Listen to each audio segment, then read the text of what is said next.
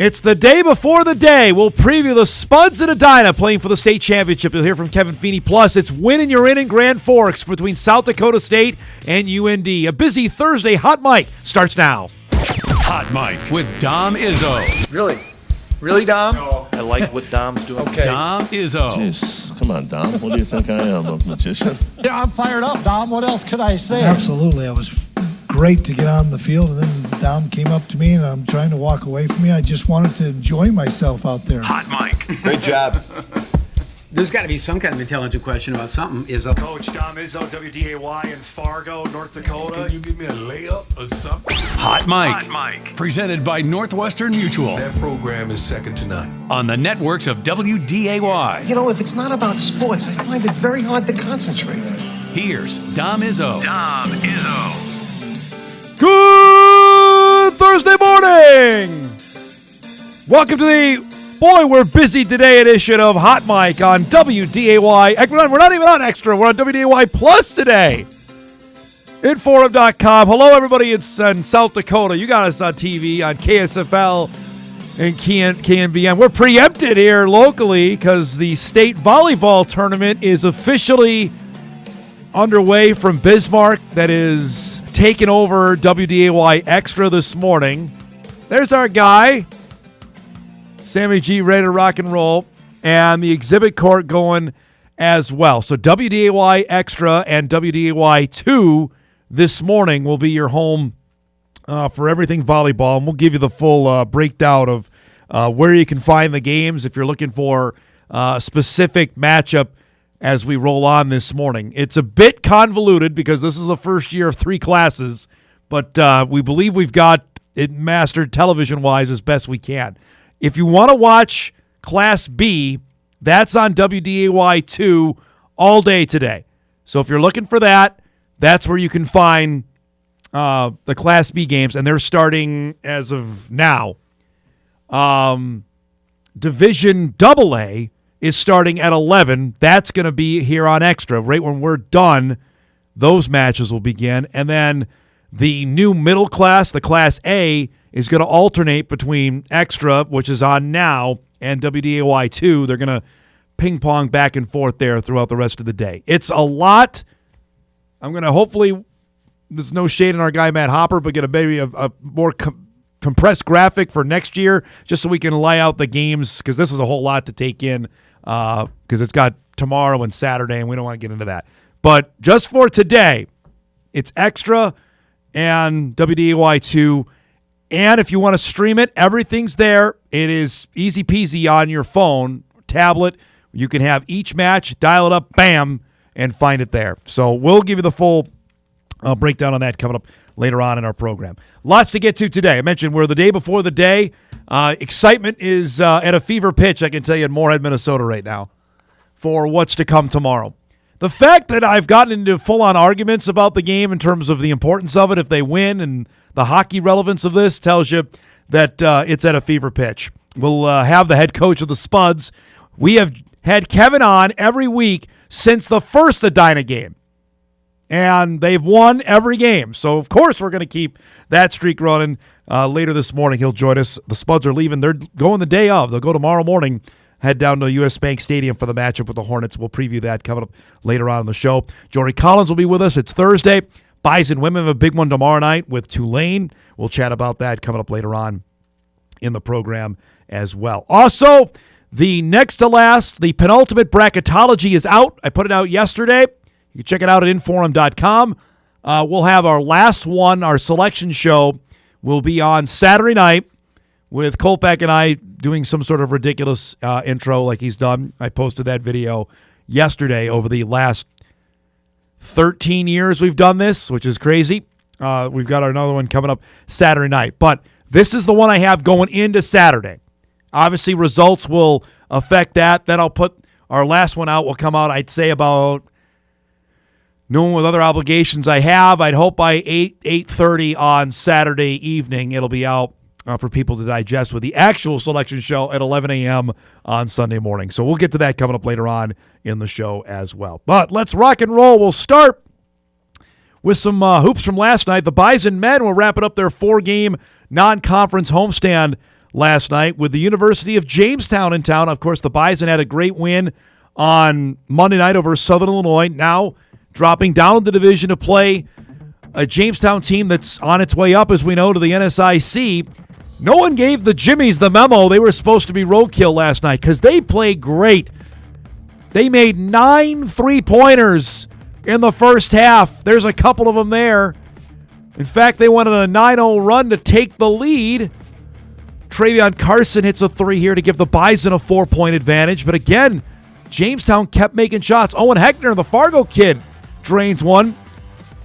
Made it a 4-point game. It was a 2-point NDSU late right before the break as Andy Stefanowicz hits this 3. Put the Bison up 5 at halftime. Second half, Bison extend the lead. Tay Smith, his only basket of the game. That's a 3. The lead is 4. Carson is quite good. Double digits in rebounds. He was excellent last night. That and 1. Lead up to 10. Noah Feddersen was a man possessed in the second half. He made all of his free throws. Dunks there. Here, Markai Strickland again in double figures. He scores down low. The lead at 12. Off a turnover. Carson with a one-handed flush. Finally, the Bison got some breathing room late. Pushed the lead up to 14. Here, another Feddersen dunk on a rim rocker to put them up by 14. They'd extended here as Strickland scores through contact. Bison go on, and they win it by 15, 82-67 the final. Strickland goes for 22 and 5. He and Feddersen combined for 42 points last night. Ford O'Kay was really good. Freshman out of Brooklyn, New York, had 16 points. Off the bench, by the way, for Jamestown. They forced multitude of turnovers. Jamestown had, I think, 15 in the first half. They finished with over 20 for the game. As the Bison pick up a 4th straight win and are now 4-2 on the season. It's a good homestand. You took care of business after losing the first 2 games the way they did against Oregon State and against Cal Davis. Come back and put 4 straight wins together. There's a good performance there. And now it's back out on the road. We're not going to see North Dakota State for 2 weeks. They play down in Arkansas next weekend for a tournament multi-team event there where they're going to get Jacksonville State on Wednesday and then Arkansas State the day after Thanksgiving on Black Friday. Then they're going to, I don't know if they're coming back here. I think so, maybe briefly, because then they're heading to Missoula, Montana 2 weeks from yesterday to play the Grizz in the Big Sky Summit Shootout. And then finally back here on December the 6th, which seems like it's forever away. But honestly, that's the next Bison football game after Saturday when they take on Northern Arizona. But a good win. In a game that, frankly, was probably a lot closer than we think. One quick word on my guy Casey Brueggemann in Jamestown. They're going to win some games this year.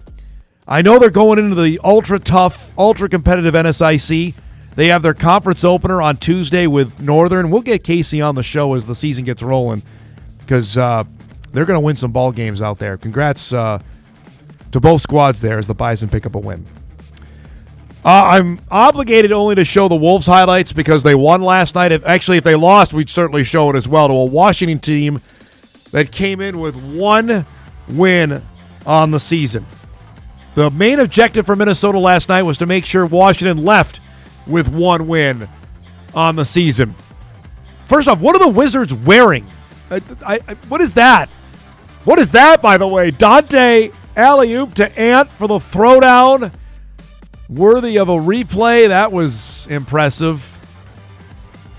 Wolves are running here in the second. Rudy, no-look pass. Nas is back, folks. After a dreadful start to the season, of course, we know the tragedy that happened in the offseason to Nas and his family.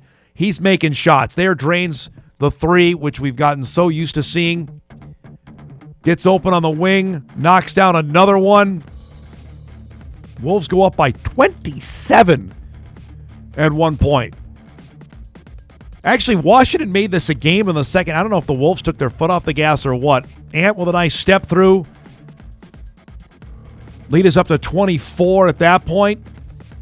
Now here, Julius Randle misses, and by the way, he was great last night. Gets his own rebound, puts it up, and scores. That made it an 11-point lead. It got a little dicey, but the Wolves go on and win it 120-109 the final to get their 10th win of the season. They are now 10-0 against teams under 500. They are 0-5 against teams with a winning record. That's not ideal. Like last year, they beat all the good teams and lost to the crappy teams like Washington. Randall went for 32. Nas had 28. That's a darn good effort. Ant did not shoot particularly well, but they pick up the win.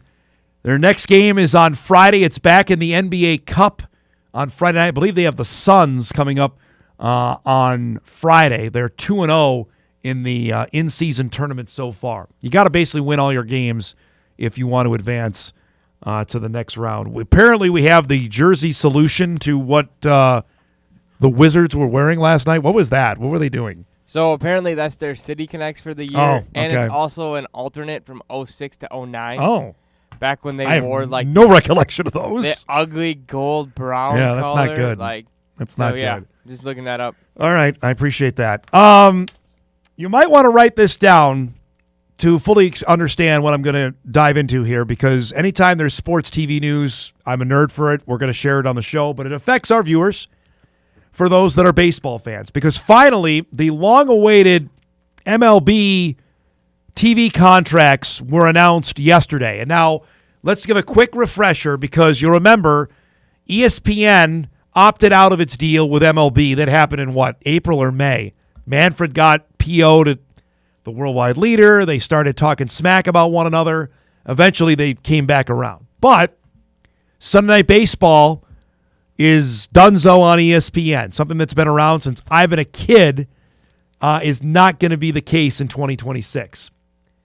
Also, NBC is back in the mix, and Netflix is getting games as well.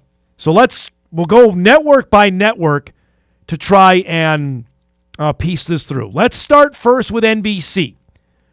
NBC is picking up the old ESPN package. So starting on Sunday nights, they will have Sunday Night Baseball. They'll also bring a couple of other tidbits to it with Peacock, and NBC Sports Network is back after they shuttered that a few years ago. That's now back on the table. They also will have the Wild Card Series. That was exclusive on ESPN, you'll know, since they went to the wild card round, the best of 3 a few years ago. That will be on NBC as well. They also will have a special opening day game, not to be confused with opening night. That's going to Netflix. Eric, I don't know if you got the graphic on that. I sent it to you. If you have, that's no big deal, but if you do, great. That is part of this as well. There it is. Thank you. They'll also have games on Labor Day as well, which is good. Baseball needs to hype up the holidays that they have games on. Memorial Day and Labor Day and the 4th of July need to be huge, and apparently with this new TV deal they will be. So that's the layout on this. Here's some of the nitty-gritty that you need to know. NBC will also air the Wild Card Series and select special event games, including primetime matchups on opening day and Labor Day. In 2026, NBC's first game will be a primetime opening day matchup between the Diamondbacks and the Dodgers. I'm not sure why the Diamondbacks are on there, but the Dodgers are certainly going to get on there. Also, the draft is moving. I don't know if anybody watches the Major League Baseball draft. The last few years it had been on Sunday night right before the All-Star break on ESPN. The draft will move to the Saturday of All-Star Week, where NBC and Peacock will present the first hour of the event. So the draft is getting on national over-the-air network TV. Peacock, NBCSN, and MLB Network will carry the remainder of day one. NBC and Peacock also get the Futures game, which has that been on MLB Network? I don't watch it, so I'm guessing MLB Network has had the Futures game. That gets to NBC now. Yeah, that's been on MLB Network. Peacock will get the Sunday leadoff game. That's been the Roku deal. If you baseball hardcores, if you're looking like Twins have done that occasionally over the last couple of years, That's going back to Peacock, which will have 18 games that start around 11 a.m. Central Time on Sundays. That will be followed by MLB Network-produced studio coverage of the full day of games and then Sunday Night Baseball at NBC or Peacock. They also said in this email that they sent out, their press release, that there may be some games that are not on NBC Sunday night games because of other contractually obligated things NBC has, which I imagine are the U.S. Open, basketball, because remember they got the NBA back now, and those games will be either on Peacock and NBCSN. So that's NBC. The next part is Netflix. Yeah, Netflix, you're going to need it for football, Viking fans, because they're playing on Christmas Day. And you're going to need it now, Twins fans, because the Twins are going to be playing in the Field of Dreams game, which is going to be exclusive on Netflix. Also, they'll have the Home Run Derby and an opening night game, which will feature the Giants and the Yankees in San Francisco on Wednesday, March 25th. That's the first day of the season. That's what Netflix has. And then finally, ESPN is back in the mix. ESPN is going to have about 30 nationally televised games. The big thing for them is they purchased MLB TV. Now, if you're a MLB TV subscriber like myself, I don't believe anything changes on this. I got 3 emails from the Twins yesterday about this. If you're a Twins TV subscriber, nothing changes for you. Now, you may have the answer on this. I don't. If you're an ESPN app subscriber, I don't believe you get MLB TV. Is that correct? You've got to buy it separately. Is that how you understand it? Yeah, you have to buy it through a separate. You have to buy the ESPN Unlimited subscription to get all of the MLB games if you want it. But if you have MLB TV, right, you're fine. You can stay through that the whole time. But that's only, I think, for this year, because I think ESPN said, or MLB said, they're going to revisit that. I don't know, like Correct. what you just said, they're not going to. According to the email, and I'm sure you got the same one from the Twins, that nothing changes for next year. 27, though. But 27 is up in the air. Yeah. So. Which, honestly, for the ESPN Unlimited, for like the price that MLB TV charges. Well, MLB is what, $150? How much is it? I think it's $150 for the year, like $30 a month. Yeah. So it's roughly already the same price. That's not bad. I love it because I watch the Mets on that. That's the only way I can get them. I watch the Cubs as well because I know my son loves watching the games at Wrigley Field, as my wife does as well. And I bought the Twins TV one too. I'm a sucker on that because I wanted to stream them, and that's the only way you can do it. So that's the new deal for baseball. The postseason stays the same. Fox still has the World Series as of now. That's up for after 28. That contract is up. TBS still has one of the League Championship Series and a Wild Card Series. And obviously NBC has, Division Series. NBC has the Wild Card Series. So that's the deal, you baseball rubes. NBC, give them the nod. They are full in now. NBC now has the NFL. They have the best NFL package. You can't argue that. Sunday Night Football is the highest rated TV show out there. And they have the best games. They have the Olympic Games. Say what you will. The Olympics is a really good TV property to have. They have NASCAR. They have, would you say they have the best NASCAR package? Because they have the championship? Fox has Daytona. Fox has Daytona. Fox used to have the best package, I thought, because they had the Indy 500 and the Coke 600 on the same day. Yep. But now, obviously, that has gone to Prime. Yep. Or no, NBC used to have Indy, and now Fox lost the Coke 600, which kind of... So Fox has Indianapolis now, right? NBC has Indy. Oh, NBC has Indianapolis now. Yeah, Fox Holy is done cow. in May because Prime and TNT take I have over. that. Jeez, I'm getting in the weeds here. Either way, they have NASCAR. That you want that. That's a good property to have. They have golf, and they have, I would say, their collection of golf tournaments They have the U.S. Open and they have the British Open. That's pretty darn good. And now they have basketball back. They're going to have a conference finals, the All-Star game, and now they have baseball. And anything, if you've noticed it, because we got to go to break here, the package NBC doing on basketball, it's pretty darn good. It's already maybe better than what ESPN's got going. Just a little insider TV stuff there. Who's going to be the baseball announcers? I would hire Book Shambi immediately, who does the Cubs games. Yeah, but he works. Doesn't he work? He works for ESPN. Yeah, I'd take him right now. I would. I'd say, hey, you want to be our main guy? Is Let's he go. going to give up primetime college basketball to go? Yes. I mean, that's what you got to like. I would hire him in a heartbeat because I think he's really good. Can you hire Kevin Harlan? I don't think he does baseball. Can you hire somebody? Can you just give me the local guy? Like, how about your guy? Yeah, you can BA? hire Brian. Yeah, you can hire BA. Why BA not? works though for Turner, so I don't know how that would work. But give me the local guys for like these national games. Give me a play-by-play guy for one team and then a color guy for the other team. Yeah, they've done that before. That's the next thing to see who NBC is going to hire for their baseball coverage.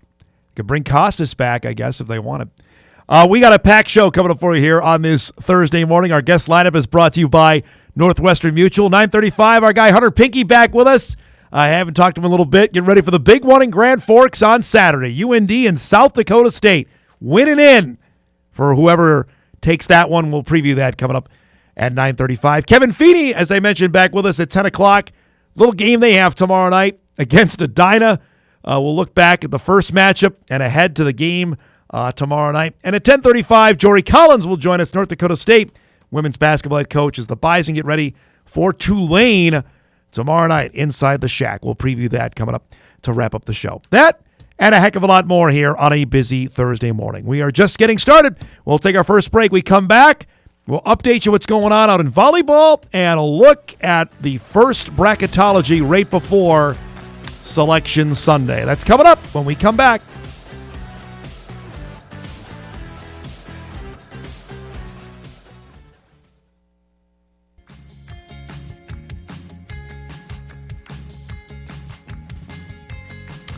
All right, welcome back, everybody. This is a live look out in Bismarck as they're underway on WDAY 2. This is the Class B first quarterfinal.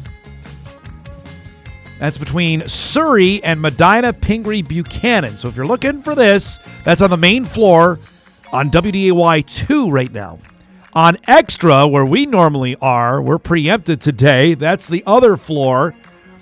This is the Class A between Mayport CG and Des Lacs Burlington. That's going on at the exhibit hall going right now. So if you want to watch that, that's on Extra WDY 2. This is a look out at our crew out in Bismarck. Shout out to our guy Mike Capel. They're running the ship out there. Strecker's over there as well. They're running things out in Bismarck. And the really neat thing, right next to Eric, where our main studio is, this is our crew producing here in Fargo the tournament that's going on in Bismarck. That is a tight space that doesn't look as tight, but it is. Pretty neat stuff we got going on there. Yeah, right behind Eric. There you go. That's really neat. The fact we can do this, folks, is really cool. So shout out to those guys. And again, if you want to check that out, it's available today on DAY Extra, DAY 2, and on WDAY Plus. So those matches going. The schedule is wonky just because they're trying to get 3 classes on 2 courts.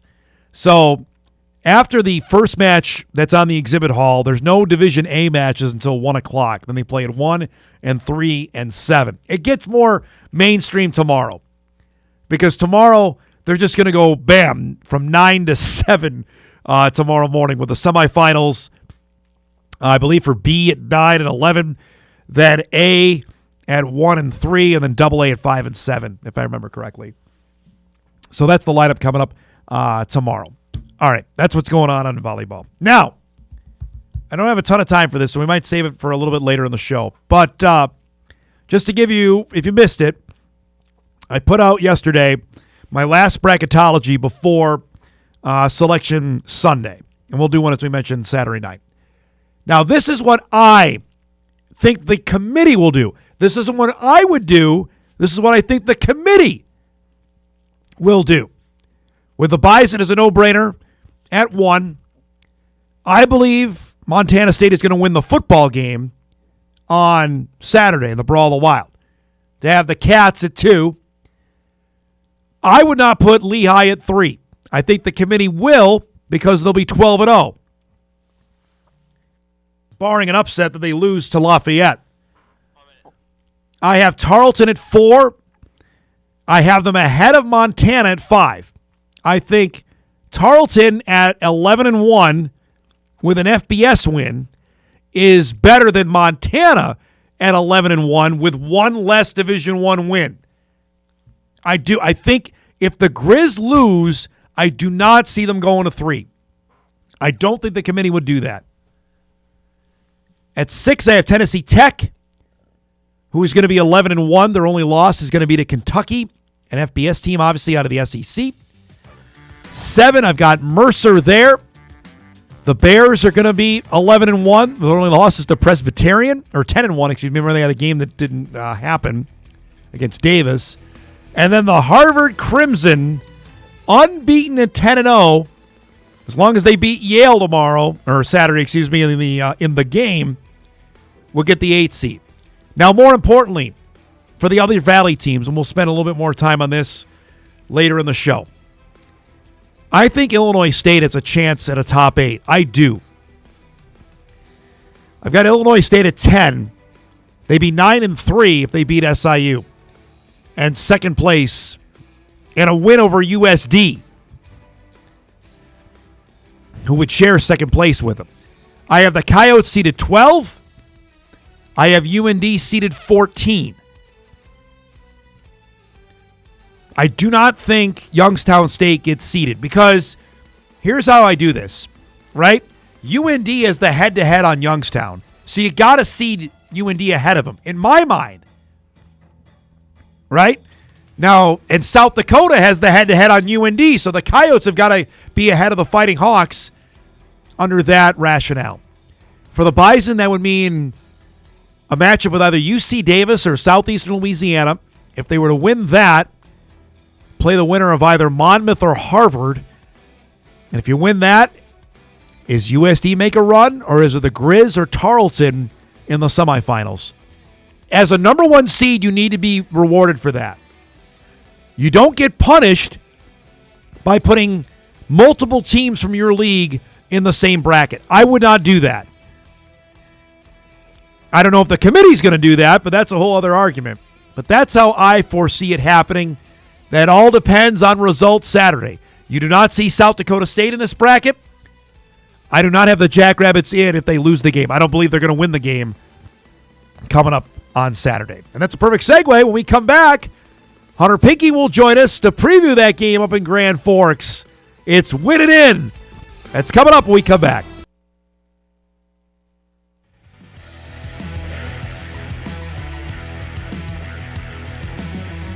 Welcome back, everybody. Hot Mic rolls on this Thursday morning. Kevin Feeney joining us about a half hour to preview the big one tomorrow down at US Bank Stadium.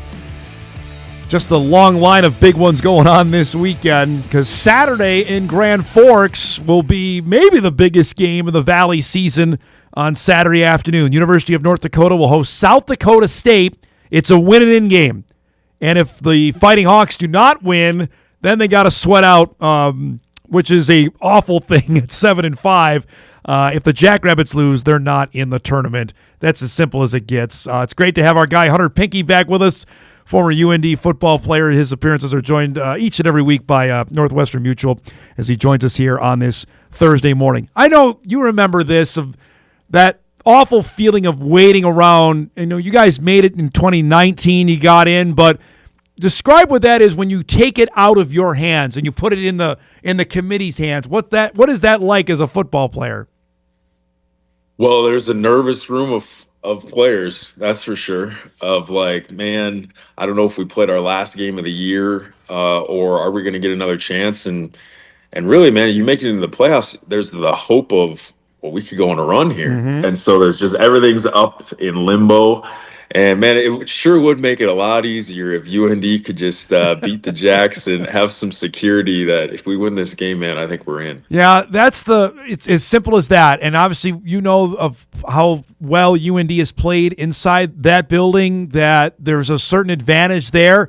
And frankly, we just don't know what the Jackrabbits are bringing to the table. We know that their quarterback is still hurt. We know that they've lost 4 in a row, and they're playing for their season, that they're going to give everything they have to beat UND Saturday.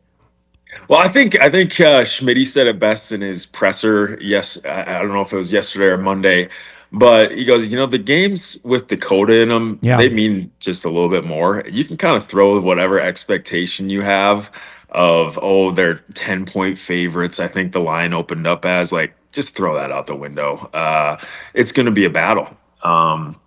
No matter who plays quarterback for South Dakota State, it's going to be a battle because their season's on the line. Yeah. And really, UND's is too. I mean, you don't want to have to put it into somebody else's hands of whether you're not going to get to play some more football down the line. So it's going to be a battle inside the Alerus Center. Anytime you play the Jacks, the Coyotes, you never know. I remember back it would be 2016. It would have been my freshman year at UND. Chris Strevler and those South Dakota boys came up into the Alerus Center, and I think they were up by 20 going into the fourth quarter. We sent it to overtime. I think it went to double overtime, and we ended up pulling out a win, which led us to go on a little run. Yeah. But man, you just never know. So even if it's going into the fourth quarter and we're up by whatever amount, I'm not going to feel comfortable on Saturday. All right, I'm going to bring up a bad memory. 2018, if I remember right, you guys had a win and in, basically. I think it was at Northern Arizona, and you lost that day. What do you remember about knowing full well you controlled your own destiny? If you won, you were going to make the playoffs that day. It was a terrible feeling. I remember that locker room very, very well because we knew there really wasn't much of a chance being at 6-5 versus 7-4. Nothing went right that day. We just got out executed. Yeah. And I remember that fourth quarter kind of just almost a feeling of drowning, knowing that we had it in front of us and we couldn't go and grab it. Oh. So I think the guys will be ready. Schmitty was at that game too. Yeah. He knows that feeling too. I think he'll have the guys well prepared. One thing I will say about this UND team that is different than past years, Dom, is there has not been a game all year where you've gone in and you've gone they are just completely out of it. There was games in the past, specifically the Idaho State game, games, I'll say, not just one game, games against Idaho State. But that game, even the Northern Arizona game where it's man, what are these guys doing? Yeah. Yes, there was the South Dakota game this year with some turnovers and just some weird plays that swung that game. But they've been in every single game. And so I don't think that's going to go any differently. I think they're going to be in this game, and I think Schmitty will have them ready. I'm going to just rip the Band-Aid off a little bit more here. The abruptness that it's over. Can you remember that of we had a chance and then bam, it's done. What can you describe what that feeling and moment is like? Boy, Dom, you're not just ripping off the Band-Aid. I'm sorry, you're man. digging into the wounds here. I'm sorry. No, it is it's one of those things where the abruptness of it is really, really hard because of the amount of work that goes into it. Yeah.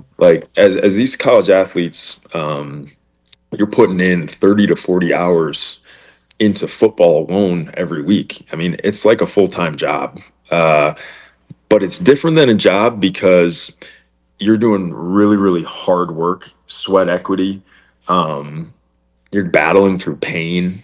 A lot of injuries right now aren't going on the injury report at the end of the season because you want to play. This is what you've worked all season for. So when that abruptness happens, it's a flood of emotion because you put a lot of work for an opportunity at this game. You have worked tirelessly for an opportunity to get to the playoffs, and it comes down to this game. And so the abruptness and the pain that comes with it is a result of the work that came before it. All right, let's go to the flip side because Saturday is senior day. The emotion of that, how can you describe that at all? Well, Dom, I'm a unique case in that I didn't really get a senior day. I was going into my senior year, and then my accident happened, and then COVID happened. So we had this weird spring season where we didn't even know what was our last game, because of games getting canceled. It was stupid. So I will say, though, senior day at the Alaris Center and those guys, I've been a part of them. I haven't got to walk through, but I've been a part of them. It's a special thing because University of North Dakota, and really it's a special thing for wherever you go because the place means something. And so we've ran out. Those guys have ran out of that tunnel many times with the lights off and the flags out ahead of them. But this time they get to walk out with the lights on, and they get to see all these people that have been along the journey with them. That's a cool moment. Knowing full well, and I know Schmitty talked about this on Monday at his press conference, exactly what's at stake. Is it hard not to put too much on your shoulders, to come out tight, I guess is maybe the best way to ask? Yeah, that's an easy thing to do, is to almost overthink it, overanalyze. Man, just go play free, play loose. You're a good team, and just go prove it. I always love a line that Coach Schmidt and Coach DeBoer would always say. They said, you don't have to do anything special to be special today. You just got to be yourself. And that's what it comes down to, is just be yourself and you'll be special enough. You are all a man of the world here. Where have you been at the last couple of weeks since the last time we had a chance to catch up with you? Yeah, I've been around the world a little bit. I was in Monterey, California. Yeah, that's right. I was down in Arizona. Monterey is beautiful, by the way. We got to find a way to get a school out there. I suppose Cal Poly San Luis Obispo is probably not too far from there. But did you get to Pebble Beach when you were out there? Got to go see Pebble Beach. Man. I definitely did not golf Pebble Beach, though, Dom. That's a little out of my league. But, yeah, just unbelievable out there. Headed down to Texas this week. Going to interview a guy that you probably know well. I'm not going to say his name, but he's been having a pretty good year down in the state of Texas. And so I'm going to go meet with him. He's going to hop on my podcast. Nice. So that'll be awesome. Yeah, some travel here before Thanksgiving, and then we'll get back up. And hopefully, we're talking about it off air, but hopefully I'm back home for a first-round playoff game in a couple weeks. All right, so what do you remember about that playoff, your freshman year in 2016? Because that was, obviously, you guys won the Big Sky, and you got a chance, you got to bye, and then hosted a game. Yeah, we hosted Richmond. We were up 24-7, Dom. John Santiago returned a punt to our own 40-yard line. So we were already in scoring distance, and we got called for roughing the punter. And they got a first down, went down and scored a touchdown, and then went on to beat us 27-24. That was a great team, though. Man, you talk about just really UND legends. John Santiago, Keaton Studsrud, Cole Reyes, Deion Harris. I mean, that team was so talented. It was fun, though. It was a lot of fun. The playoffs are fun. They are, man, and it's gut punch, man. You win and you keep going. If not, it's done. And that's what I love about this division, and we've complained about it plenty. But the actual bracket and to do it, there's nothing like it. And I mean, the big boy division is trying to figure it out, but this level has got it down. And man, it's fantastic once you get going. I completely agree with you. The FCS does it right. You know who else does it right is high school. Yep. And I know who's coming on after me. I've worked with him in the past. He's a good friend in Kevin Feeney. And what Moorhead is doing this year, it will go down as one of the most improbable special runs this area really has ever seen. I don't know if people fully realize the magnitude of going up to 6A and doing what they're doing against the Twin Cities schools. And so say hi to Kevin for me. I'm going to shoot him a text when we get off here. But, man, Jet and those boys are rolling. And, man, I'm really fired up for them. So if you are listening and you want to go see a special game, try and make it down to the Twin Cities. You got some free time, get down to the Twin Cities and go watch the Moorhead Spuds. That's an amazing team. I've tried to emphasize that over the last, 6 months as I found out they were moving up, that, hey, this is going to be different than anything we've experienced before, and let alone them having the success that they've had and now a chance to play for the whole thing against, the biggest cake eater school there is that everybody hates. I mean, this is as big as it gets, man. I wasn't gonna say it. No, You it's said fine. Dom. We can I wasn't say it. gonna That's but man, fine. Go for it. Hey, go beat those cake eaters, man, and put it up on your bulletin board, Edina. Go ahead. We're not the only one that. They already know everybody cheers against them. That's the part. That's the thing they embrace. That they know everybody hates them, and they still go and do it. Right. That's what makes them great, right? Absolutely. Man, Go Spuds. Go Spuds. It's going to be great, man. It's good to see you, bud. Safe travels, and we'll look forward to talking here in a couple weeks after the holiday, okay? All right. Sounds good. Thanks, Dom. See you guys. Hunter Pinke joining us each and every Thursday. His appearances are brought to us by Northwestern Mutual as getting ready for the big game on Saturday between the Fighting Hawks and the Jackrabbits. I know our colleague Matt Zimmer reported yesterday that Chase Mason, was out and doing some 7-on-7 stuff. I'll believe it when I see it when he's out playing. I mean, they're going to throw everything at the wall. Hopefully it sticks.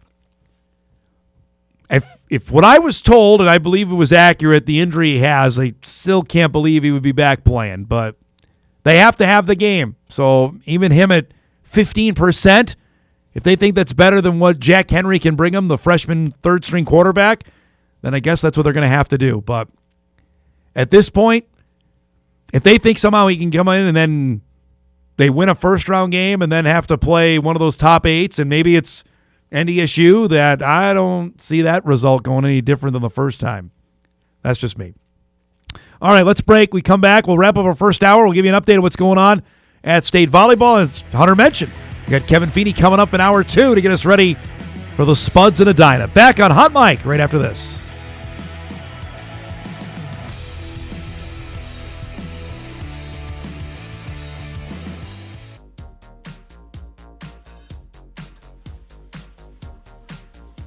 All right, welcome back, everybody. Wrapping up our first hour. Our thanks to Hunter Pinke for giving us a few minutes there. We are one set in of the matches going on out at State Volleyball. The Class B match is Surrey and Medina Pingree Buchanan in the first one. You can see there, Surrey took the first set. They're in the back end of set number 2. This is live on WDAY 2 right now. On WDAY Extra, our usual home, has the Class A tournament that's going on there between Des Lacs Burlington and Mayport CG. That's at the exhibit hall. That's also the 2-7 matchup. They're playing now in that first of 4 quarterfinals today. You can see there, Patriots won the first set, and they have set point here. Should we take this and see if we could see a set clinching point? I believe we just saw it. There it is. Mayport CG now is up 2-0 in its match. They are the 2 seed in Class A volleyball. So there you go. Live look in of what we got going on in both courts right now out in Bismarck. Good stuff there. Let's see. Got an email last night. Dom, if the Valley gets 5 teams in, can 4 of the 5 teams be on the same side of the bracket, or do they put 3 on one side on 2 on the other side, or it does not matter with the seeding of the top 16? I thought after 2015, when all Valley teams were on the same side, they changed it. Thankfully, they did. I can tell you this, with the seeding of 16, they have some flexibility, just a little bit. If they see it where, you know, they have, take for example, a team like 3 Valley teams that seeded 1, 12, 13, right? Because they all be on the same side. They can move a seed 1 or 2 spots to avoid that. And they'll try, but obviously with a plethora of teams, that's going to be, you're going to have it. Same with the Big Sky if they get 4 in. Like last year, we had clearly, we had Valley teams seeded 2, 3, and 4 last year. There was no getting around that. They were the 3 of the 4 best teams. They got that right. I'm pleading with the committee this weekend, Bill Chaves, who's on the committee, UND athletic director, to get this right. I don't want to wake up Sunday morning and then have, well, first off, I'd be up way before 11, but get up Sunday morning and look at that and say, holy cow, this is way off. Like, what did we do here? This is not even close to being right. Because this is the first time I can remember in a little bit that we haven't had any drama on 1. We certainly have drama at 2 and 3. And then after that, 4 and 5, I think, is kind of a coin flip, depending on who wins the game. Like if Montana wins the game tomorrow, then what do you do with Montana State? Because Montana State would be 9 and 3 with losses to the Jackrabbits, hasn't aged great, Montana, and Oregon, which is not supposed to hurt you. So technically 9 and 2. I don't think you can put them ahead of Lehigh or Tarleton. So do you have them at 6? At 5? I would put Montana State ahead of Tennessee Tech. I don't care about wins. Who are you playing? Tennessee Tech playing the Ohio Valley. We saw 2 Ohio Valley teams this year. SEMO and Tennessee State. That league ain't good. Just isn't. I would put the Cats at 5. We'll see. That's the great question about how the Brawl the Wild game goes. If Montana State wins, frankly, it makes it easier because I think you drop the Grizz a couple spots. But if Montana wins, what do you do with Montana State? Because then I think Illinois State is probably bumped out of the top 8, unfortunately. I don't think there's any room for them if the Cats lose in Missoula Saturday. That's the great debate about it. Let's break. We come back. We'll start our second hour. Get us ready for the showdown in Minneapolis tomorrow night. The Spuds in Edina. Head coach Kevin Feeney will join us to preview that with some old school Kevin Feeney video. That's perfect. That's coming up. We come back.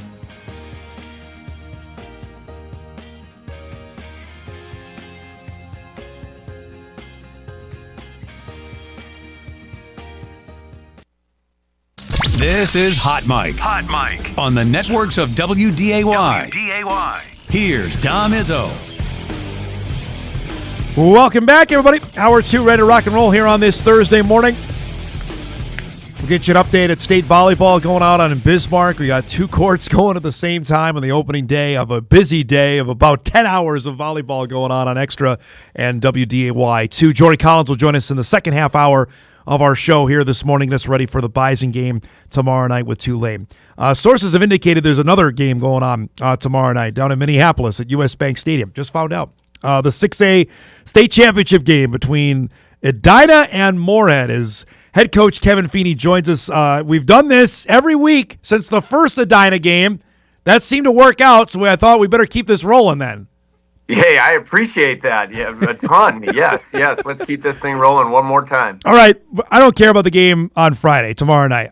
First off, 30 years ago this week, you had a pretty big game up in Grand Forks, North Dakota. Tell us about playoff game of 1995 between the Bison and UND. I remember it being really, really cold, number one. And in warm-ups, the best story I have is I had a bunch of former high school teammates that were going to school in Grand Forks, and there was a bunch of snow, and we're out there early for warm-ups and just getting, like, pelted snowballs, you know what I mean, down. And I turn around, I'm kind of like, geez, I can't believe nobody. I turn around, it's like all my best friends from high school all throwing snowballs at me. But, that game, we got beat by them in the regular season earlier. And I remember Coach Hager telling me we were going to be back there. And, that was a phenomenal football game. We tweaked a few things, and I remember it working out really, really well for us. You're normally a pretty straight-laced guy. The amount of emotion you had here, was that personal that day? Yeah. I think I had a rough game the first time, and I think I heard from it for a lot. So yeah, that one meant a lot. There's no doubt about that. There's a shot of you over with the crowd too as well. You remember that? What was going through your mind? I actually do remember that. It was my brother played there, and then I didn't go there, and so it was an emotional time, I think, for my entire family. Yeah. Well, and the fact is, as you mentioned, I think you guys played 2 weeks prior to that. So 2 out of 3 weeks you're playing up there. That's, especially at the peak of it when you're playing in it, man, that's got to be, I can't even imagine what that was like that day. And we used to dress over at the old Ingolstadt that was behind the visitor bench, and so you walked right through tailgating, and I'm pretty sure they gave me the business like no other after that first performance that I had there. It's great to look back on that. Anyway, I had to do that just because of what was going on this week. All right, here we are. It's November 20th. You're still practicing. Let's just start with that. About you're still out there. This is the last practice of the season is tonight. Just describe that.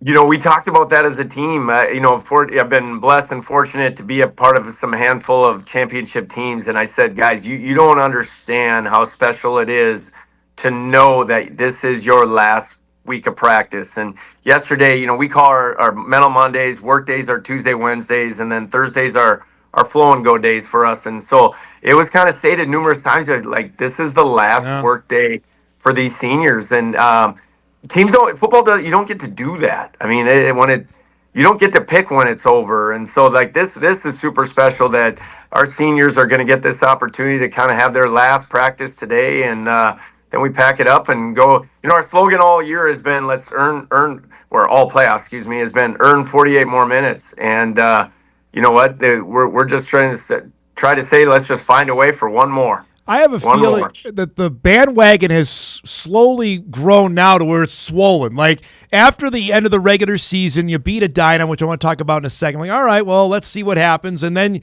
you win the first game against Blaine. Like, oh, that's nice. And then you beat Woodbury again. Like, oh, okay. And then I think it was honestly, to me, after the Centennial game where people really started to pay attention. You're in the submarine, but when did you get a notice, like, people are starting to glom onto us now, that people are paying attention to what's going on? Well, your timeline is perfect, but I'll flip it around and say we were a 6 seed going to Blaine. Yep. And to me, that was kind of the game. I remember telling my wife, I said, this has no disrespect to Woodbury at all, because I knew what kind of battle we'd be in if we could get to Woodbury. But a 6 seed beating a 3 seed, a really crazy good Blaine team that I felt like, I told Jamie, if we can get through this one, hon, I think we got a shot to make a run. And you know what? The Woodbury game was wild. Yes. And then I don't think many people gave us a chance against Centennial. And then, just stack it up. Like Lakeville South rolled, just around 600 yards rushing and rolled the defending state champs. And I keep going back and forth, like, as far as, hey, it's been offense, it's been defense, it's been special teams, because every one of them, the second half kickoff return against Centennial was just wild. I've never put a hands team out on the opening kickoff of the second half, and it works out and we take it for 6. And it doesn't matter. Every phase of the game has been impacted, but like you said, it just seems like the outside world has kind of jumped onto this wagon a little bit more. But our kids have just done a tremendous job of keeping their noses down and just kind of I've used the street fight mentality for this entire playoff run, because the physicality that these teams play with is just unreal. And so the fact that we can match that, maybe exceed that, is a true credit to our football team. When you saw Jet take off and run for 40 yards last week, what was going through your mind? Well, number one, get down, don't get hit. No, you know what? He's got some dog in him, man. Yeah. He's got a confidence to himself, and obviously we want him to make plays, number one, through the air if possible, and give the football to Tay and let him do his thing. But he certainly has that ability. And, in the college recruiting world, I think they've been waiting to see it. I'm not comfortable in predetermined calling it a lot of times. I'm just going to let him happen and let him make some plays. But certainly I would think Edina, the first time we played him, and we were going to give him a couple series and then get him out of the game. And, he ends up playing the whole game. But we were like, dude, get the ball out right now. And so I got to believe Edina maybe he's going to put a little bit more eyes on Jet, and just in case that he's going to take off and run. But that's something we've got to utilize, because it's awfully hard to defend 11 on 11. All right. We texted after the game on Friday, all the talk on your main offensive guys. Describe that defensive performance. You mentioned it. Griffin Dean had 6 touchdowns against Maple Grove. You held them to 14 points. Yeah, you know what? And I would throw that 7 of those were on the offense. We turned it over, and gave them a crazy short field. And so to hold that team to 7 points was amazing. But you know what? We talked about it. I think the fence mentality is what we had. And we just said we got to build a fence. We just got to take away the big play. I think their longest play from scrimmage was 14 yards, which if you had told me that going in, I would have been like, oh, no way. There's no way we're going to be able to do that. But, I think when I watched the film against Maple Grove has an amazing stack of linebackers. And I'm not trying to discredit their defensive line. They were really good on the defensive line, but their linebackers were kind of the story of their defense. And I really felt like they kind of just said that those guys were going to take care of it. And for us, I'm not knocking our linebackers, but we had to do this collectively as an 11-person unit. And everybody, like I said, it sounds simple to say, just do your job. Well, I tell you what, you really got to trust that guy that he's going to lay his body on the line to just take out a guard or whatever he's supposed to do. I mean, hey, we have corners that signed up to play football to play defend a wide receiver. When we're asking corners to spill, I mean, number one, high school football players, and you're saying, hey, Zach Walker, Romeo Croma, go spill a pulling guard? Are you kidding me? But these kids just kept laying their lives on the line for each other, and collectively, like I just said, played an unreal football game. And it wasn't one or two guys. It was consistent throughout the whole game. We just had other guys just step up and make plays. Kev, I had this asked me this week. I don't know the answer. I know you do. How many teams besides you at this level have as many guys playing both ways like you do? Does Edina have that many or not many at all? Oh no, they got like one. Yeah. That they have a kid. He's going to Iowa, so I understand why he's playing both ways. But no, I don't know if Edina has anybody else that plays on the other side of the football, and so. No, we've been fortunate, man. The good Lord has kept us healthy through this playoff run. It is crazy that we are this healthy come this time. Right? But, I go back to, and I know I said this before on your show, but early in the year, we made the decision to play the long game. And the long game for us was we were going to not play kids a lot two ways during the regular season, just to try to get depth, but try to keep guys healthy. And then fortunately, like I said, we've been able to stay healthy while we've shrunk the roster a little bit. But yeah, we got a ton of guys that play a lot of football. We do a ton of salted Gatorades, all the cramping, because as soon as we made it into US Bank, my mind initially went to, we have too many guys playing too many snaps. We've got to start figuring out a way to not cramp up. And thankfully, our trainers and our managers have done an amazing job with that also. The Breck coach was on. Carson Yagi was on yesterday. He told me how hot it was. Was it that hot last Friday night for you guys too? It was warm, but Rob Soblik, give him a big shout out. We've been at the Fargo Dome and getting acclimated. Seriously, Dom, it means something when our kids can get indoors and get acclimated to that type of breathing and that kind of heat, because we've been playing outside. Now, it's been beautiful outside for our entire season, but it is different when you go inside, and so it's been a huge advantage for us. All right, so it's round 2 with Edina. I think people on the outside would say, okay, we're going to see the same thing we saw back in October. You anticipate that, or is this a totally different game that could lay out tomorrow night? You know what? Great question. Both teams are going to make adjustments, and both teams are going to try to figure out how to slow things down. But on the same token, I got to believe, I know for us, we're going to be true to who we are. And we do know what we are, and we've got to be able to play the chess match and try to figure out how they're going to put eyes on David and how to try to take away some explosive plays that Zach Walker's been having. But, you can't double everybody. And then, our offensive line, it just really comes down to our offensive line's got to be able to run the football against 5-man box. And as soon as they start creeping those 6th and 7th guys in, we've got to find ways to get the ball on the outside. And you know what? On the same token, we've got to figure out how to slow them down. I mean, they were down big to Minnetonka, and they stayed in the fight, and they are battle tested. I said this to somebody. I go, we're the only team I know in the state this year, at least, and I don't know about the history, but the 8 teams in the state tournament, with us being one of them, we played all 7. We played the 7 other teams, and Edina on the flip side of this. Edina beat Forest Lake, and Forest Lake went for 2 and didn't get it. Then they go on and beat Eden Prairie in a really tight football game.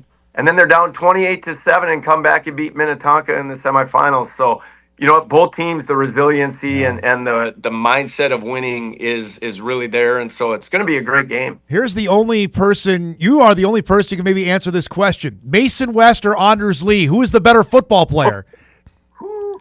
Ooh, that's dangerous. That's a dangerous question. You know what?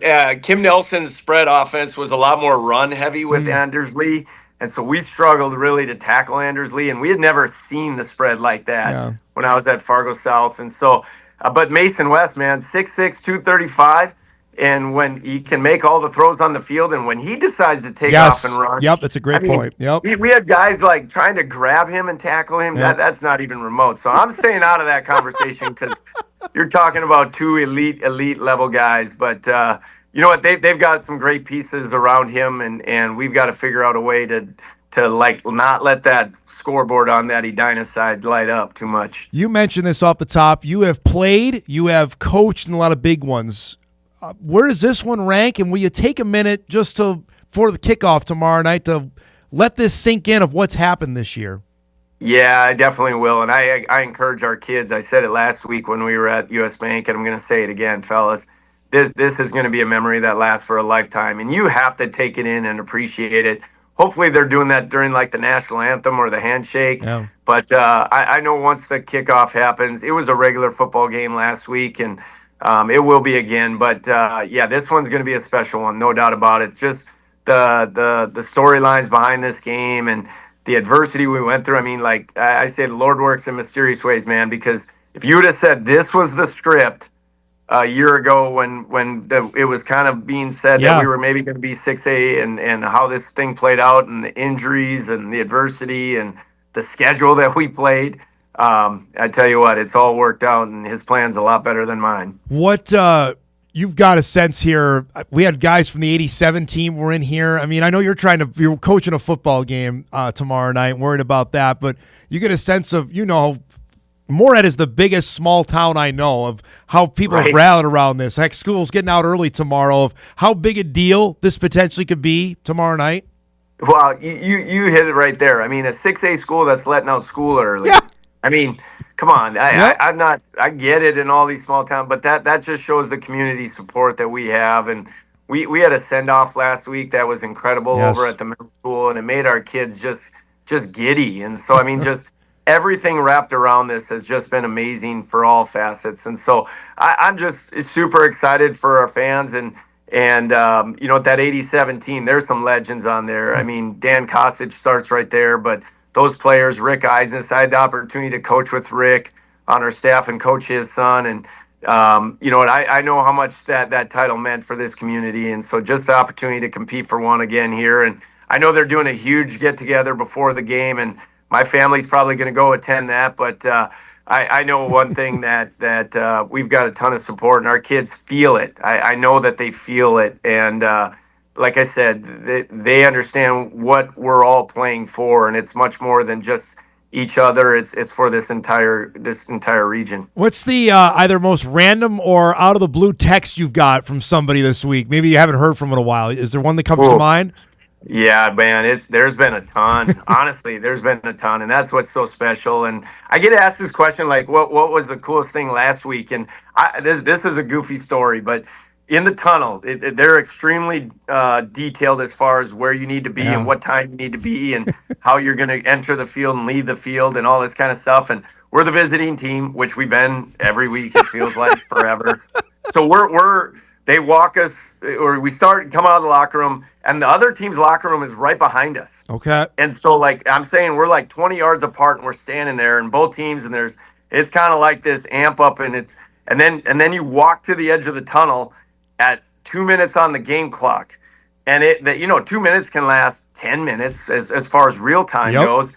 And they've got a speaker, and I'm standing in the back. Our football team's in front of me, and Lakeville South's right behind me, and they've got their bumping speaker going on, and there is music pounding, and both teams are kind of dancing, and I'm like, wow, this is super cool, but it could get super ugly really fast.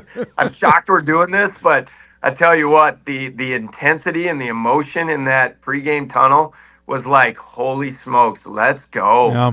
I mean, it was just raw, and I hadn't seen that. And our team kind of had that. All right, it's game on. It's time. Let's go and fight. And you don't really have much time to warm up, so that emotion can kind of carry right through to the kickoff. By the way, your wide receiver had quite the weekend I saw last week. Helps you win the semifinal game, and then he was in a little place like Columbus, Ohio, apparently. Yeah, you know what? Super cool. And it was a 2-day trip. And he had been kind of asking me throughout this playoff run, hey, coach, if we win, what time are we playing? What day are we playing? So that he could get all that lined up. But yeah, super neat for David and well earned, man. I tell you what, the kid's a baller. But you know what? Like I said, I keep telling you, he is a selfless guy. He'll go block when need be. He'll do whatever it takes for us to help win a football game. I've had this asked, and I'll ask you: with this run, have more phone calls come to Jet? Because obviously the offers are already there from NDSU, Wyoming, Montana State. How he's played, has this opened up more are coming? Yeah, you know what I do? I think there is going to be more coming. I think, like you said, when we talked earlier about his feet, you know what I mean? Yep. I think as they continue to see him make plays that are maybe off script and just his competitive edge. And I know it's hard to see that on film, but I do know that college recruiters do respect 6A football. And when you get to this level and you're able to have that kind of success in those moments, I think it does carry weight because the stage has never been too big for Jet. And I go back to when he was a little kid playing baseball or basketball. He always wanted the ball. He always wanted it in his hand and an opportunity to make a play. And so, yeah, I do think it's going to open up some doors. I could just bend your ear for 2 hours. I'm not going to do that. Just a couple more. I saw Trey on the sideline last week too. What was that like, knowing full well his weekend? What has this been like for you? Just his dad. It's unreal. Yeah, I keep pinching myself. Me and my wife just say it's going to go by way too fast. And but the opportunity to have him on the sideline again, and you know, we gave him a headset so he could hear the plays and all that kind of stuff. And he throws his 2 cents in there. But it is wild how, you know, him and Jet see the game the same way. When they're looking at the iPad and the TVs on the sideline, stuff that they're talking about, and they're like, hey, I think we should get to this, and they know it. And it's funny because, you know, Trey gets a bye this week, and so he's going to be able to be with us again. And earlier in the week, he said, hey, Dad, I think you should look at putting in this concept. And I literally sent him 2 clips of our practice, and he's like, holy smokes, you already had him. I said, actually, Jet put him in 2 days ago when we were going through it on Sunday night. And so just those 2, the way their brains work and the way they match up, and yeah, it's super special to have him around, but we'll take any new set of eyes we can get if it helps us win. I know you think of your dad often. How much are you going to think of him tomorrow night? Yeah. Every national anthem, I try to talk to him before. Yeah. But yeah, it's going to be super cool. I appreciate you doing this, man. You know full well I'm going to wear my orange tomorrow. I'm working tomorrow night. You know I'd be there because I got a feeling there's going to be a heck of a lot of people coming out of the woodwork to see this game tomorrow night. Thanks so much for doing this. Good luck, and I'll talk to you after the game, okay? Hey, sounds great, Dom. One more. Got to get one more. That's it. There you go. Thanks for the time, bud. There he goes. Kevin Feeney joining us on this Thursday morning. Moorhead and Edina tomorrow night, 7 o'clock. Our Riley Swenson's going to be down there for coverage. He's going down for everybody. He'll be there for the Breck game tomorrow, which will be kicking off. It'll be going this time tomorrow. Then the Spuds tomorrow night, and then Hillcrest Lutheran plays in the 9-man championship coming up on Saturday morning. So this is the first time in a while we've had this many local teams playing. So it's going to be dynamite. Mason West, the real deal. If you've not seen him play, if you've not seen any of our show, he's as good as football as he is in hockey. And that's saying something considering he's a first-round NHL draft pick that happened this summer. So, all right. We're overdue for a break. Is it set or match point we got going on? It's set point. As opening day of the state volleyball tournament rolling on. Surrey and Medina Pingree Buchanan playing in the first Class B semi. Back on Hot Mic right after this.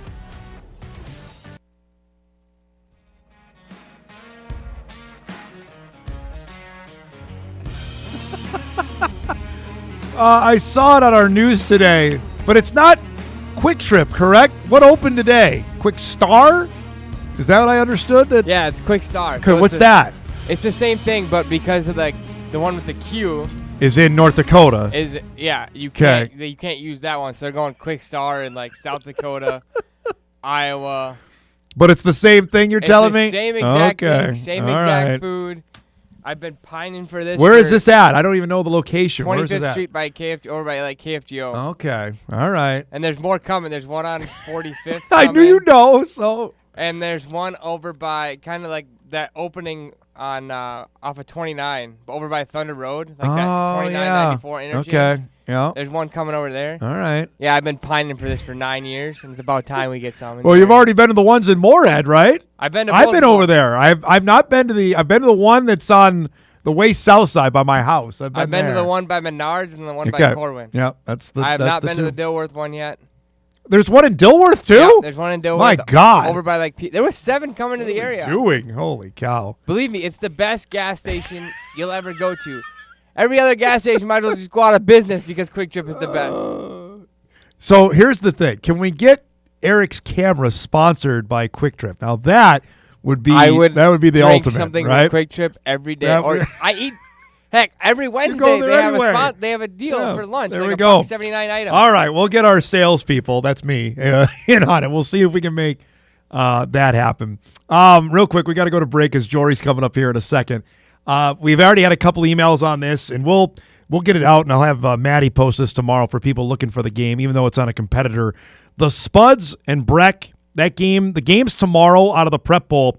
Locally, I believe KVRR has the rights to them. They put them on their alternate channel, which is Antenna TV.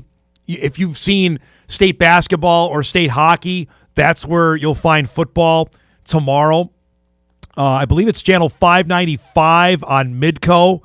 I'll need help on what's on Sparklight. I don't know what channel it is there. I know it's 595 on Midco if you want to watch tomorrow. They also stream their games through their website, kstp.com, and available through their app, and it's fantastic. It's really good. So that's if you were looking for the games, that's where you can find it tomorrow. If you were looking for Breckenridge or you're looking for the Spuds or Hillcrest on Saturday morning, that's where you're able to find the games.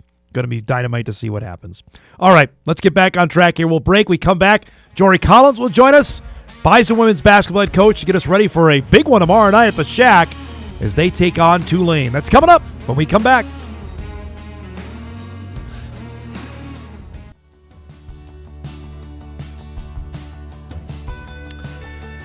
Welcome back, everybody. Final half hour of our show tomorrow. Picks with my dad to wrap up the week. Looking forward to a big Friday show to send us off into the weekend. Final Bison regular season home game also on Saturday.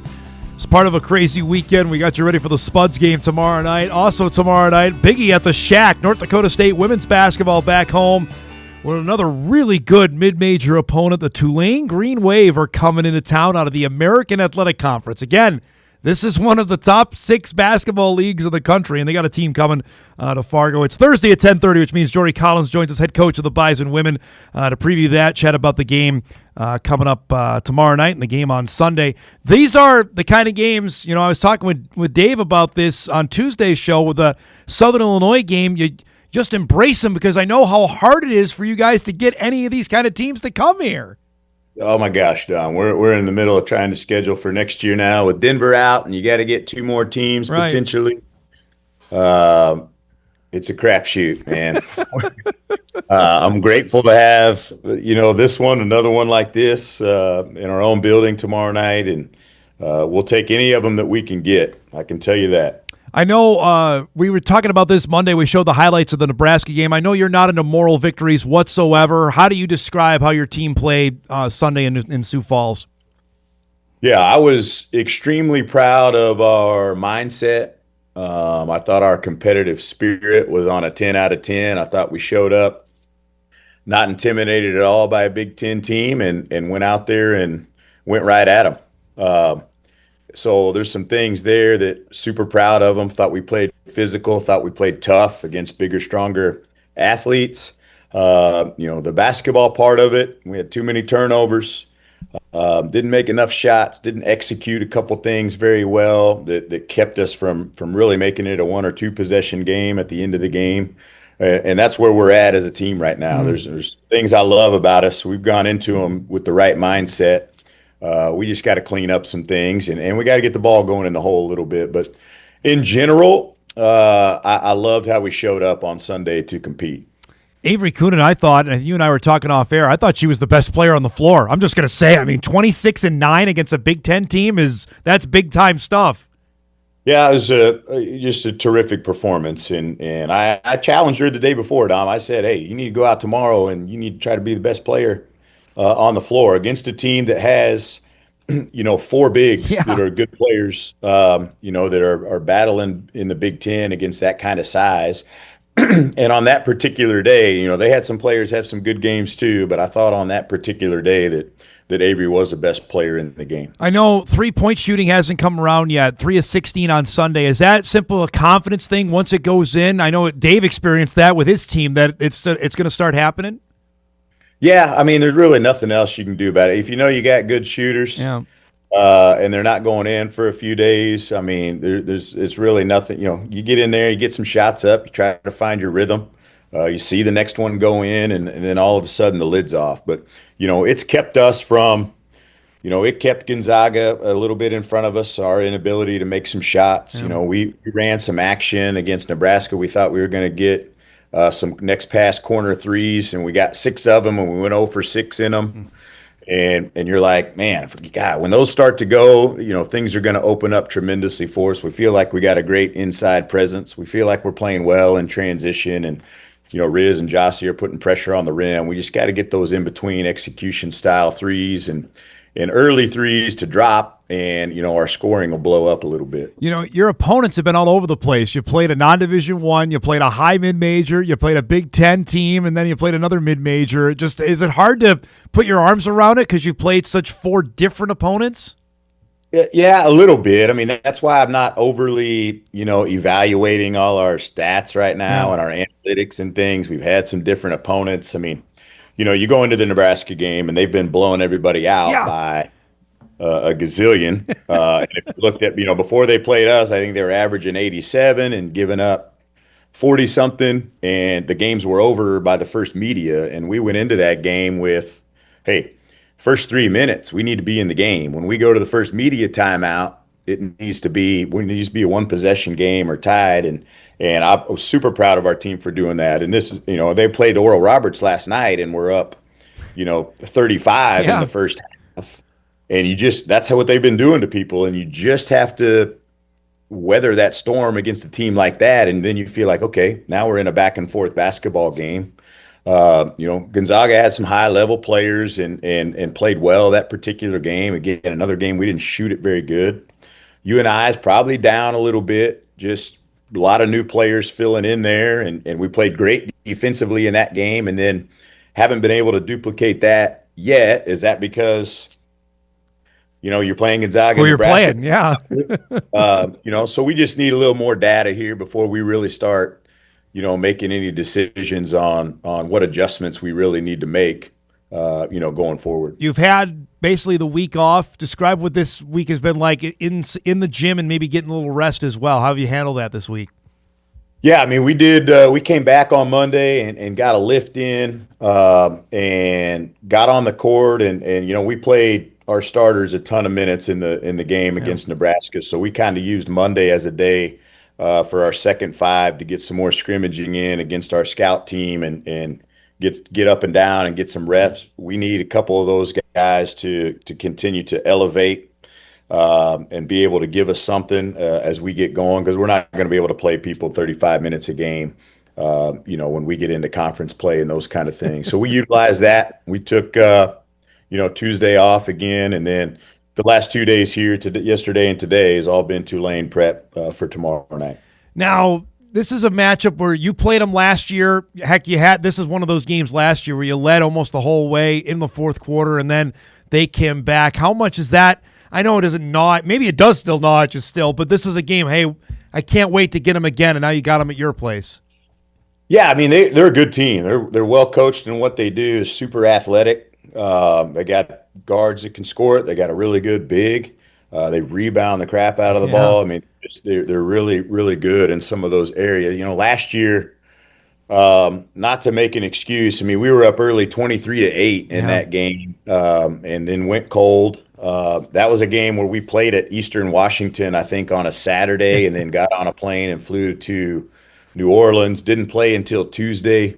It was a long time out on the road with a lot of time in between, and I probably fed our team too many beignets on Sunday and Monday before we actually played that game.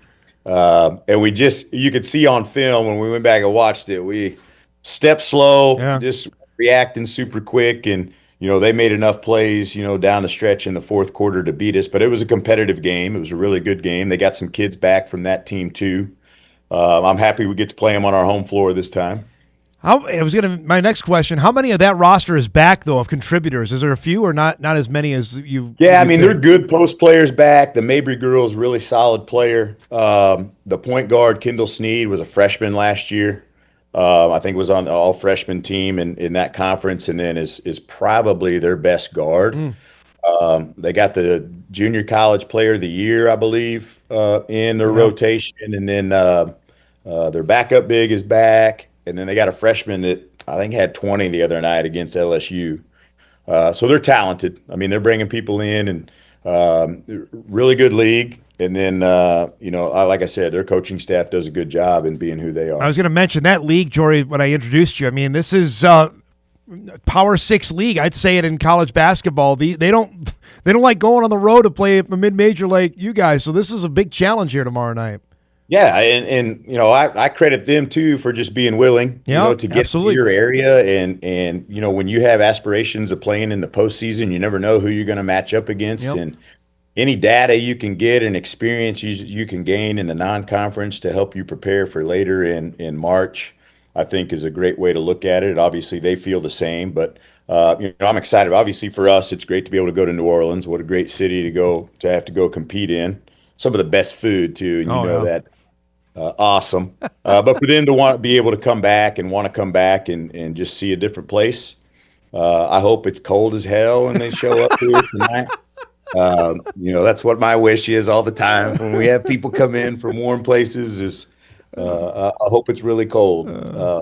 But yeah, no, it'll be a great game. I'm super excited about it. We had a great crowd when we had Gonzaga. Yes. And love to see that again. I know it's a busy week around here. A couple men's games this week who played great, and a big-time football game tomorrow for senior day for the guys. So, it's a Bison week for sure. Where did you hit? What was your spot in New Orleans that you went to? Or did you have multiple spots you went last year? I hit multiple spots. Quite honestly, you can't go wrong down there. Yeah. You could go – they have their famous places, but some of the best ones are just – hole in the wall. Get your shrimp po' boy. Oh man, those are. All right, you're making me hungry here. It's almost noon here, so you're killing me here at the end of the show here. I want to ask about Marissa Frost and how she burst on the scene last year. Obviously, people know about her this year. How did you describe her first 4 games and that adjustment, knowing that they know what number 12 is going to do when she's out on the floor? Yeah, I would say it's been a little bit of an adjustment for Riz coming in. Again, it's 4 games. We've had different opponents with some different game plans, Dom, and I don't know that we've settled in anybody really, with the exception of maybe Avery's been our most consistent. Yeah. But that's being a post player is a little bit different than being a guard where I'm going to get down around the basket and it doesn't matter who we're playing. I'm going to sit down and get the ball and do what I do. But we're having Riz off the ball a little bit with her and Jossie. I think it's been about 50-50 on who's bringing it up. I would love her to be just a tad bit more aggressive. She's such an unselfish player that she's trying to get everybody their touches and all those things. And, we just met the other day and watched some film on Nebraska and had some opportunities in there where, she probably could have taken advantage. And that's what you're going through as a sophomore. You got to feel it out now that people know who you are and what you do. Yeah. You got to continue to elevate your game. Last thing, last year you spent Thanksgiving close to it. You were around Alaska. You're going all over the place. This year is Jacksonville. Little upgrade there for next week, right? Yeah, well, I think last year we were in Charleston. Oh, South Carolina. That's right. Yeah, all right. So that was actually pretty nice. Yeah. I think Anchorage was a week before that. You're all over the place. No, I'm excited. We got a nice found at a hotel for a good price, pretty close to the water, and I know we got a really good Thanksgiving dinner spot picked out. Nice. Girls got to be away, and I know some of the parents will travel and that kind of stuff, but that'll be exciting. It's a really good tournament for us, two mid-major opponents. In a place we haven't played or been to, so I'm kind of excited about it. Look, excited about tomorrow night. Looking forward to watching this one. Appreciate the time as always, Bud. We'll see you tomorrow night at the Shack, okay? Okay, thanks, Don. Appreciate it. There he goes. Jory Collins joining us each and every Thursday. North Dakota State and Tulane coming up tomorrow night. You'll see it live on WDAY Extra at 7 o'clock between the Green Wave and the Bison. All right, we'll take our final break. We come back. We'll wrap things up. We'll get you updated out in Bismarck and get you ready for another busy Sports Thursday. Hot Mike will wrap right after this.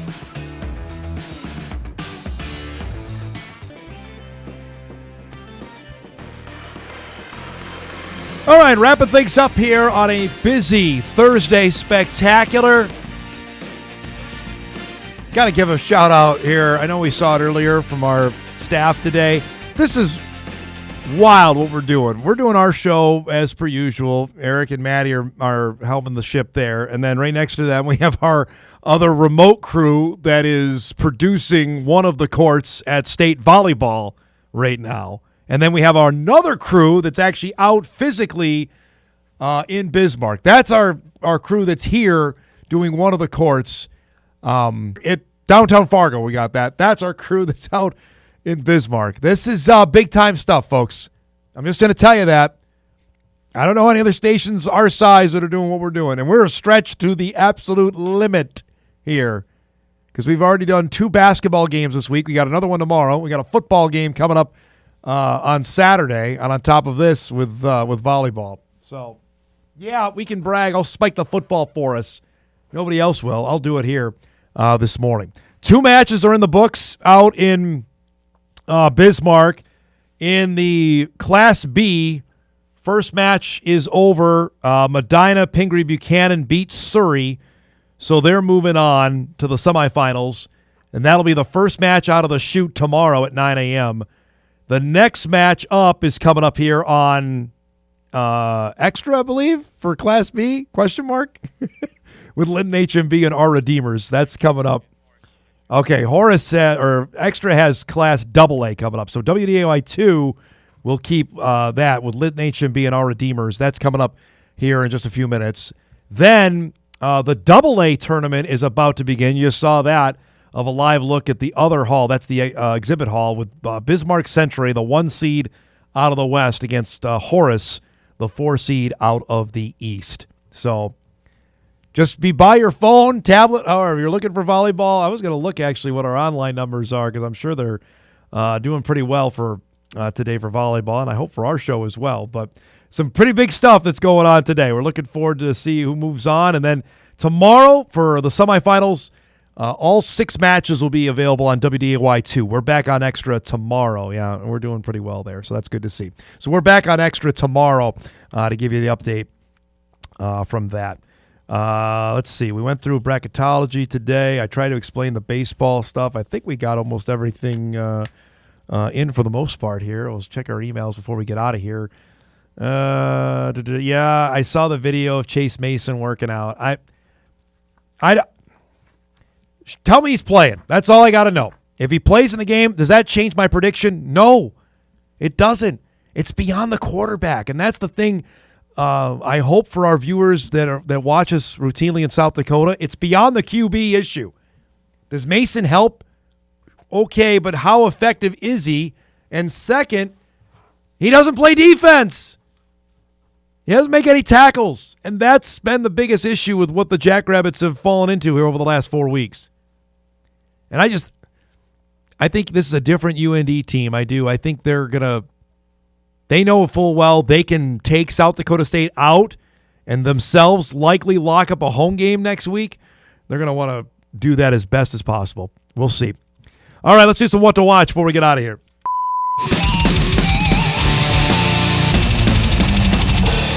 What to Watch is brought to us by our friends at Northwestern Mutual. Again, volleyball is going all day long on Extra and on WDAY 2.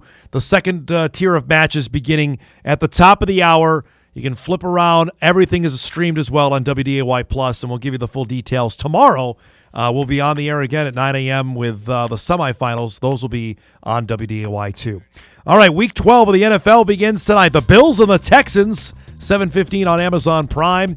The South Dakota State women will play Gonzaga. That game's in Sioux Falls tonight. That's on Midco at 7 o'clock.